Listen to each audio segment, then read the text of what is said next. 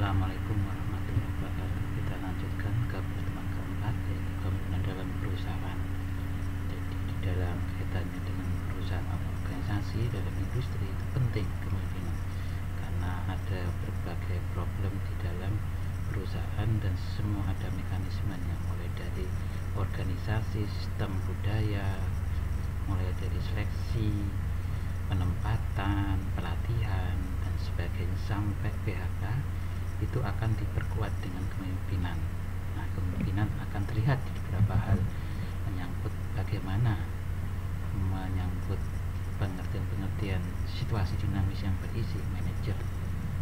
Manajer berbeda dengan pemimpin, karena manajer itu yang mempunyai wewenang secara formal, sedangkan pemimpin bisa jadi dia tidak punya wewenang, tapi dia bisa mempengaruhi bawahan, membantu manajer sesuai dengan tugas, tujuan dan sasaran yang dicapai manajer bersama-sama dengan bawahannya. Pola hubungan antar tenaga kerja dalam perusahaan organisasi formal membedakan dua macam manajer sebagai pemimpinan, yaitu manajer yang mengemplai seluruh organisasi, manajer puncak, direktur, GM atau entrepreneur, manajer yang mengemplai satu bagian atau satu unit dari organisasi, manajer media atau manajer pertama. Perbedaan 4 macam pola hubungan antar tenaga kerja, yaitu pola hubungan tenaga kerja tingkat manajemen puncak lebih banyak hubungan dengan organisasi orang-orang yang bekerja di luar organisasi puncak. Segala perilaku manajemen puncak mempunyai dampak pada seluruh organisasi. Pola hubungan tenaga kerja pada tingkat manajemen media, hubungan dengan atasan, rekan tingkat dan bawahan, penghubungan antar tingkat manajemen rendah dan tinggi, kepemimpinan bercorak perorangan. Pola hubungan tenaga kerja tingkat manajemen pertama, bagi bawahan yang bukan pejabat pimpinan merupakan tenaga kerja yang berada di tengah. Pola hubungan antar tenaga kerja tingkat tenaga kerja produktif, menduduki jabatan terendah dalam organisasi, berhubungan dengan rekan dan atasannya saja, dapat memberikan pengaruh yang nyata pada keberhasilan kepemimpinan atasannya. Pola hubungan bersifat ketergantungan. Ciri-ciri body pemimpinan yang berhasil Amerika, Indonesia. Pemimpin dari manajemen fungsional, pemimpin pada tingkat organisasi berbeda, manajemen puncak yang berhasil. Pemimpin yang berhasil Amerika, performing professional and technical specialist. Indonesia, Takwa, Inungarso, Sumrudo, Imadia, Mangkorso, Tutwuri, Handayani, dan seterusnya sampai Logowo.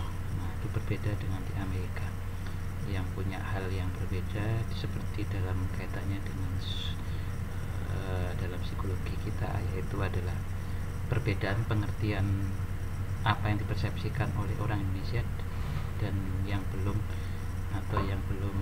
merasakan suatu pendidikan dari Barat, yaitu motivasi dan ambisi. Itu dua hal yang berbeda tapi bisa dijadikan satu kalau dalam persepsi orang Indonesia.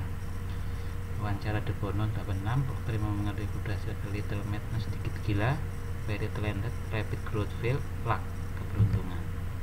Pemimpin manajemen fungsional Mulander menyatakan bahwa manajer penjualan cenderung lebih ramah, antusias, lihai, tergantung pada kelompok dan sesama dalam penjualan. Para manajer produksi cenderung lebih menjauh, serius, terus terang, dapat berdiri sendiri, dan tidak begitu memperhatikan peraturan penjualan.